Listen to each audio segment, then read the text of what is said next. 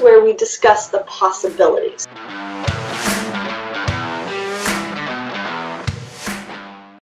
Hi guys, I'm Joe Klemczewski, founder of the Diet Doc, here with Dr. Kori Propst, and we're laughing very hard because we're totally winging this episode. It is part 6 in our goal pursuit series, and not totally winging it, but this is one of those things, we're so deep into this series that we were talking about what to do next. So Kori thought I was going to kind of handle today's topic, which I am, but we're just jumping in. And here's what's funny. This is all about organization. That's what today's topic is. Yeah. So we are going to organize this podcast episode as we go forward. But Kori, yesterday we finished with me kind of jumping in and saying I would love at some point in this series to talk about very practical, concrete, tangible steps that people can take when they have decided on a goal. We talked about why have goals, how to create goals, what are your values behind them. We've got just a lot of conceptual stuff that I think is amazing, but I want to say, here is a kind of a potpourri of ways that I think people really do work toward goals better. So I'm going to ask you some of the things you do because you are the goal master. Right? Oh, thanks. I don't think you've ever set a goal that you did not just crush, own, destroy. That's you. That's what you're known for. Well, thank you. I appreciate that. That's a very good So idea. I have to say that being somebody who is somewhat skilled in organization, I mean, that's what I like to do, whether it's good or not. One of my favorite things to do in the world is just to organize junk. So I do. Like, I could totally just spend an entire day cleaning a closet, and that would be a great time for me. That is so funny you say that, because that is the exact image that popped into my mind when you said organize junk. I recently did that. But then I was thinking, why did I organize junk? If it's junk, get it out of the closet. Just move shit from one pile to another, and it makes us happy. But the reason it makes us happy is because it gives us a sense of control, and I think that's what we need at a base level for goal pursuit is, once we've decided and we really are going to pour some energy and time into a goal, we want to make sure we're keeping our hands on it and we're seeing value and attainment along the way. Yeah, so, we want to know that our efforts are getting us closer and that we're not just spinning our wheels. Like with one foot on the brake and one foot on the gas. That doesn't work. And when you feel like you're not getting anywhere, you feel like there's a lot of chaos surrounding the goal, nothing does slam the brakes on it faster than that, just to feel like you're not getting anywhere. Sure. Yes. So I'm going to go through a little show and tell. This is going to be kind of funny, but I constantly have battled ways to organize everything in my life better, right? So there are these stores, organizational stores you've seen, like OCD Heaven. The container store that I get in, and I'm like, I'm coming in here to organize, and now I just feel completely chaotic because there's far too many things to choose from. Yeah, you got to pick one thing, which is very important for these goals. Yes. But here's some good irony as well. Just in our Diet Doc program owner forum, somebody posted today a picture, and this happens from time to time. I've seen a lot of our program owners do this, an organizational journal on how to kind of flow your life from, big goals to little goals, daily tasks, all that kind of thing.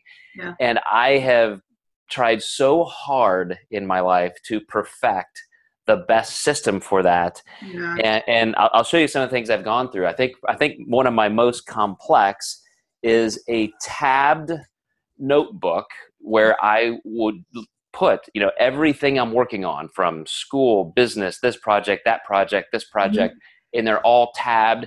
And then I'll put, daily tasks and, long-term goals and action items and all that. So when you see, and I know you've seen things like this on my desk, when you see that, what's the first problem?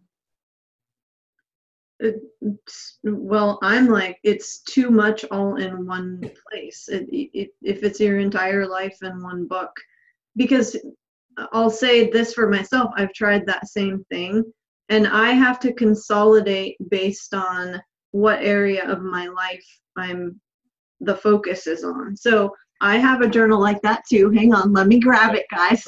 For those of you who are watching. Show and tell. I have one too with tabs. Look, it says my amazing ideas. But this is only career. Only career.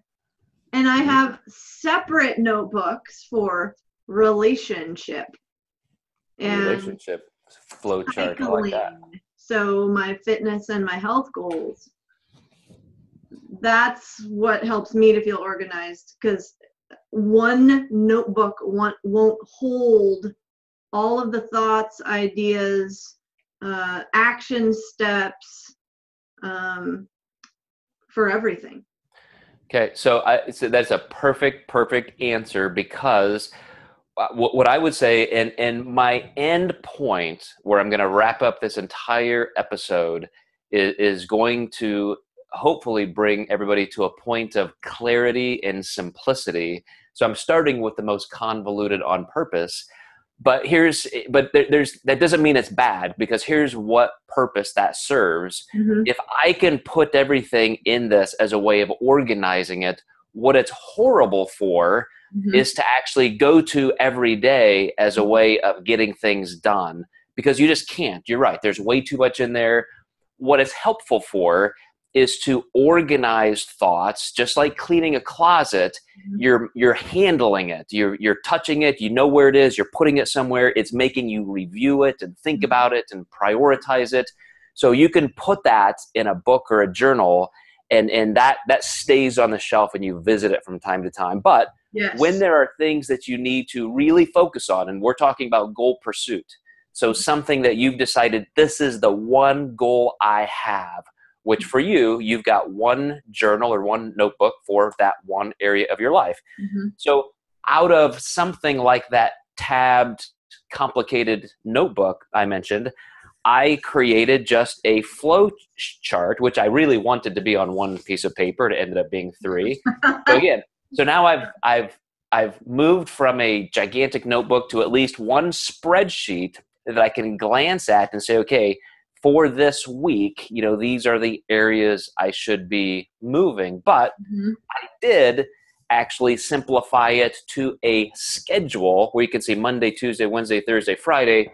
This kind of calendar stays on my desk easel, mm-hmm. and this is a block schedule. So if I have specific goals, which are like, here's where I do this kind of work. I work on this project. I'm working toward this goal. That's where I can see it. And I think that's an important part. So this is kind of my meta planning section of this episode, is going from something that organizes all of your thoughts, and you could have one massive goal, and you've got that thing journaled down to tiny action steps. Yeah. But at some point, I think you need something that's just very simple that you can review every single day. You're looking at one thing and it's always right there. I think some people do this by, putting that picture on the bathroom mirror or something like that. Mm-hmm. That's your one thing you see every day. So I'm working with a client right now who based on these podcasts, he's listening to them. He's like, I went back and I reviewed my objectives. He had 3 main objectives that he really wanted to work towards. He's like, I reviewed them, hadn't looked at them in a very long time. And he said, if I look at everything that I'm doing right now, none of the actions I'm taking are aligned with those. And I said, well, okay, that's an awesome insight. When was the last time you looked at these objectives? And he's like, it's been probably 6 months. So I said, how are you going to keep them in front of you? And he's like, I don't know. Do you have any ideas? And I said, well, if it were me, they would need to be at the forefront of my mind every single day in some way.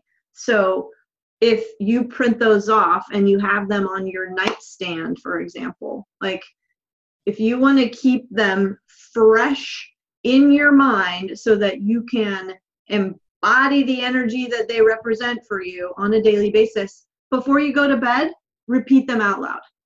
When you get up in the morning, repeat them out loud, because it will change the course of your day, knowing and understanding that this is what I'm aligned with today. So it's like that the picture on the bathroom mirror. It's reminding that person of, you know, what's my intention today? I block schedule. That's what you had mentioned. How do I keep my intentions in front of me? I don't have that on a piece of paper that I keep on a clipboard, but my entire Google Calendar, like I can see the entire week and each day, it is blocked off in different colors based on what I'm working on. And I'll put in my workouts. I schedule my lunch. Everything is blocked off for that day. I know exactly what I'm going to be doing. And I do that at the end of each day. I plan, I look over the following day to ensure that I'm not sitting down the following day and be like, what am I doing? I don't know what I'm doing. What am I going to focus on? Because I don't want to waste any energy. Yeah, and what you're describing, it made me think of the infinity symbol, because if you guys can think about what I'm describing, starting with the most detailed, putting everything in a journal, a notebook, action steps, all of the most complicated, detailed information, that's a lot of content. Mm-hmm. And as you swing down toward that point in the middle where those two lines of the infinity symbol would intersect, mm-hmm. that's where things get done. Because as you said, Kori, we can't multitask. We can't bite off more than we should be chewing. We have to keep our goal pursuits in line with what we can achieve. Mm-hmm. And that takes a singularity of effort at some point. It's got to fit on our day. Mm-hmm. And I love that you block schedule, you schedule even your recreational time on your calendar, mm-hmm. so you won't schedule over it. Mm-hmm. But inside those little blocks, mm-hmm. where you have time scheduled just for a very specific goal, you want your best attention, you want your best effort, you want everything converging into that one moment of time for that goal. So I would do the same thing. I remember, I mentioned this as an example this week, when I started playing guitar. Mm-hmm. And I knew just to get used to the instrument, making my fingers adjust to being able to play different chords, mm-hmm. I'm not going to sit down in 5 minutes and learn a new song. I just needed repetition. I needed practice. Mm-hmm. So I made a rule for myself. I said, I will pick up my guitar at the office every day, at least one time, maybe just for 5 minutes, mm-hmm. and I will practice at night as well. Twice a day, I will always have a guitar in my hand. Mm-hmm. And that was a rule. That was a rule. And so you do need scheduling type things. But let's talk for a second about that convergent point. So it is as complicated as things can be in trying to schedule all of your life. You've got your Google Calendar, 168 hours a week are penciled in for Kori, done. Nothing's going to interrupt that. I still find that I have to have something almost as a daily schedule. And you jumped ahead on the behavior aspect. I do too. I'll show you what I have too. So, all right, we'll compare notes here again. So even something like I said, I brought my entire notebook down to a daily schedule. I also, in one part of my office, I have an 8-foot by 4-foot whiteboard. Yes. That, here's what has to be done. These are major goals. Mm-hmm. But that's in another room off of my office, and I do better if I have my whiteboard here that I can actually manipulate. I don't have to get on a ladder and change things and erase things. I can do it right here. And converging even smaller so I can take it with me. This gets very, very simple. It's just a daily to-do list. Here's what I had planned to do. Then in red, abstractly, you see the things that really have to get done. So that's to attract my attention. This sits right in front of me. And those are the things that gets done. on days and weeks I don't have time to go review my entire life schema, workbook, and all this stuff, I at least get what I need to get done today. And that includes all of my goals, not just work tasks, but specific goals. And here's what's funny. You bought these for me, so you're going to laugh that I'm actually using them. Just to be even in front of me, these little desk things that just sit here and tell you, you can stick them right in front of your face. These are things to remind me of what has to get done before I leave the office that day. So all of the complicated matter is there for me to sift through and organize my own thoughts, but then it comes down to one task at a time. And I'm gonna let you address this, because I know you brought up the behavior aspect because it's totally your wheelhouse. But when it comes down to the most important things, I remember specifically Matt Park 10 years ago. I was in Canada speaking with him at one of his events, and he loves self-development and organizational mindset work. And he had a complete convergence of all of these things he had learned, which were, as soon as he wakes up in the morning, he immediately outlines his day. He schedules his phone calls. He does these things in the day, because I heard this on a podcast a while ago, and I love the way this is phrased.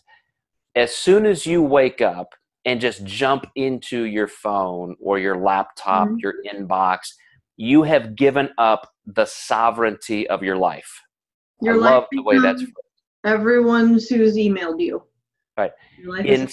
Instead, you wake up, repeat, as you said, those goals that you have, align your day so that you're going to prioritize your biggest goal. So for you guys listening, it might be, building a fitness-based business, and that takes a lot of work, a lot of time, a lot of effort. It might be that I just spoke with a woman this morning who is fighting cancer. That's a consuming part of her life. She's fighting for her life. Had another gentleman come in and working through getting back in shape after a back fusion surgery. Those are some major goals that should be front and center. It might be weight loss. It could be anything. But whatever those goals are, you have to prioritize them in your life.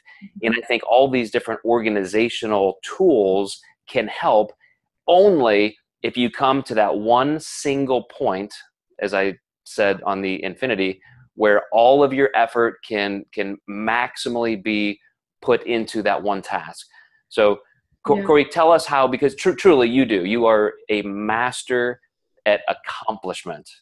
I could list some of the things you've done, and I will probably as in my intro to some of our podcasts. But tell me what makes you so exceptional at just digging in and not letting go of something until you've accomplished it.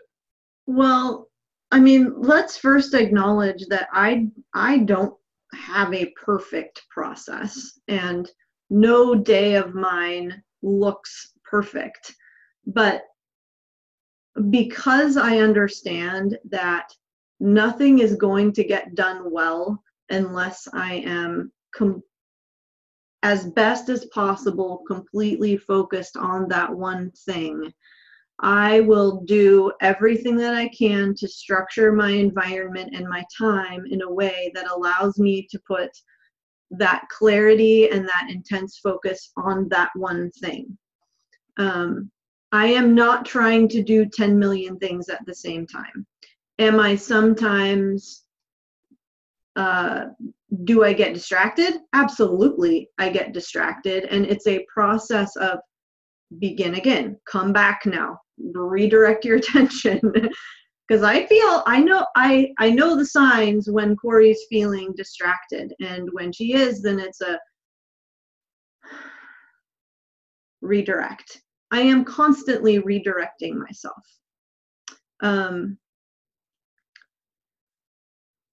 The other thing is I've developed habits.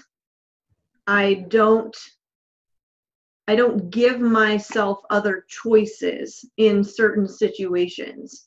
it's just what I do. I don't open the door or open the window for other options to come in. That may sound really rigid and inflexible, but there are certain situations where, especially during the day when I'm at work, and I don't have kids, and I'm not a stay-at-home mom, and I'm not trying to run like a home fitness business where I have to do those things and other people do. So the situation is a bit different. But even so, I think if I were in that situation, I would have to be more flexible. And so it would change a bit and the balance would look different. But let me just say this. I also have that. I'm a huge list maker. Here's how I also stay on track. I list out things like take out the trash, do the dishes, like go mail the package, clean off your desk. I list the most menial, maybe it sounds so trivial stuff, but for me, because I can easily get distracted and one-track mind, I need to write down those little things too, otherwise they won't get done. Vacuum the house. Like, I should be able to see that the floor is covered in cat hair. No, you're going to like this because you're a science nut. But we were talking about character strengths. The number one character strength predictor for success and goal achievement is conscientiousness. Yes. So here's what's funny. I've got a friend of mine who took the Big Five personality test, and he said, I came out with a 0 on conscientiousness. 0, not a 1, not a 5. And that's totally not surprising because he's been trying to pursue certain goals since I've known him for 20 years. It doesn't go anywhere. It doesn't go anywhere because he's not making the list. And again, we all have aptitudes and genetic strengths, and I know he struggles with that one particular area. But if you have to pull yourself up by your bootstraps, do something that's not comfortable, organizational skills are important because of what you just said, Kori. You are successful and you're a list maker. Those two things are connected points simply because what I started with at the beginning of this podcast, it's not the exact tool you use. I start all these different tools and all this stuff and end up in a different place, but it's just the fact that I'm manipulating the information. Yes. That's keeping it in front of me. That's helping me sift it through the funnel to eventually get it done through a chain of priority decisions. And that's exactly what you're doing when you make a list and check it off. And if that didn't get done, that goes on another list. And then that goes on a different list. Exactly. And some of the things on the list don't ever get done. Why? Absolutely. Why? Because they weren't important. It wasn't important. It wasn't important. Exactly. They didn't need to. And especially some things like, I have some things on my list like buy something, fill in the blank. Well, if that keeps getting pushed further and further down the list, then it's an indication to me that maybe I don't need it. Like, take it off the list. Maybe I don't need it. Maybe it's not, maybe that's trivial. Maybe you don't need to spend the money. And it can kind of show us like, what are our real priorities? What do we value? If I keep shoving that away, maybe that's a signal that it's not aligned with what's really important to me. Here is what I do on a daily basis. It's called Kori's Productivity Playlist. At the top are my top 3 projects. So these are the things that there are going to be multiple action steps. Like I have my project number 1 right now is this retreat for our owner, Brittany Garcia, in September. I've got a bunch of stuff to organize for that, multiple presentations to put together, an icebreaker to organize. And so there's 5 spaces for each thing that needs to be, dug into and created.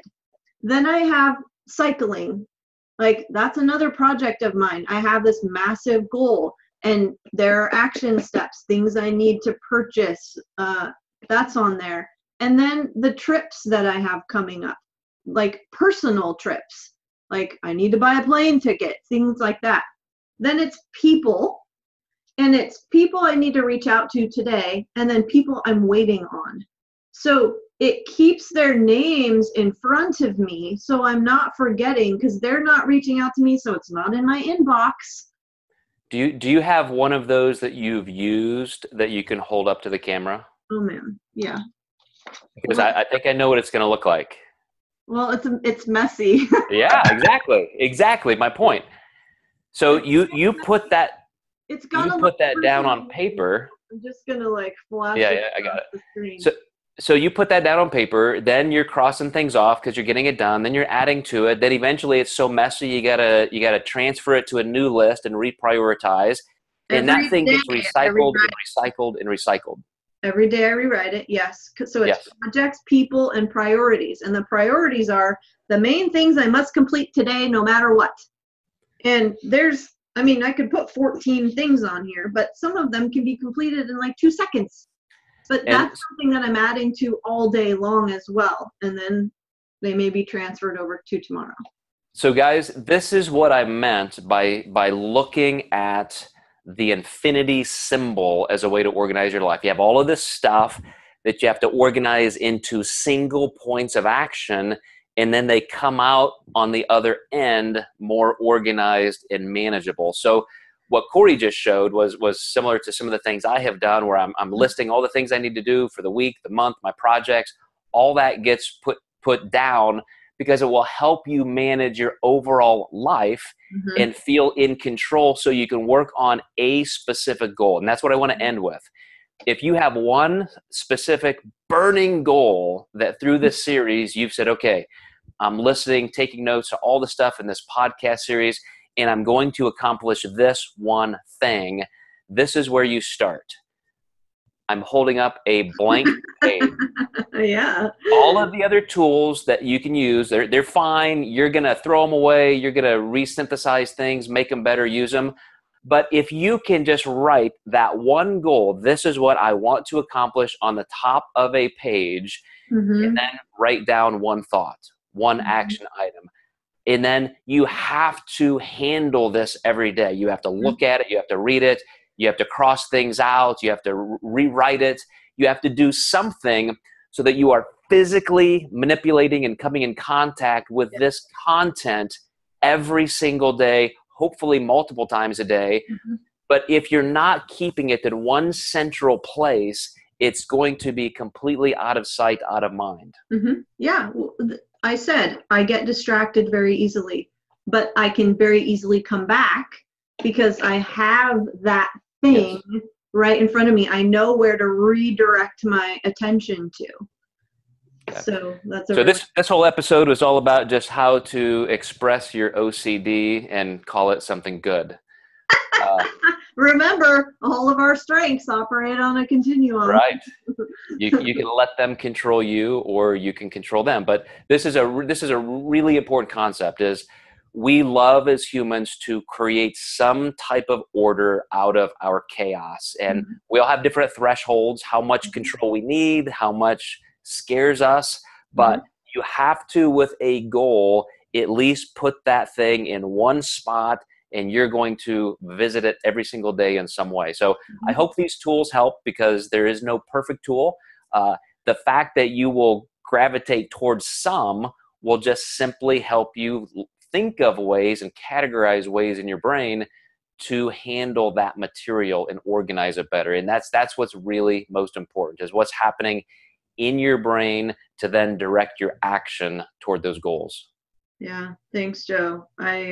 Like you said, I've tried a lot of different systems that other people have recommended, and I pushed myself into them and forced myself to actually do them for a certain amount of time to see if it resonated with me, and if we're talking about my brain and my mind. And then I had to be like, okay, it's okay to let that go, Kori. It's not effective for you.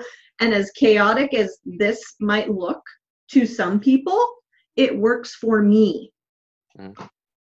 And one of the things we'll come back to in a review, I think we're just a couple episodes away from having this whole goal pursuit series wrapped up. But, we're going to talk about the fact that what we just described does have a cost. If I say I'm physically going to hold a guitar twice a day, that's a rule. I'm not going to break it.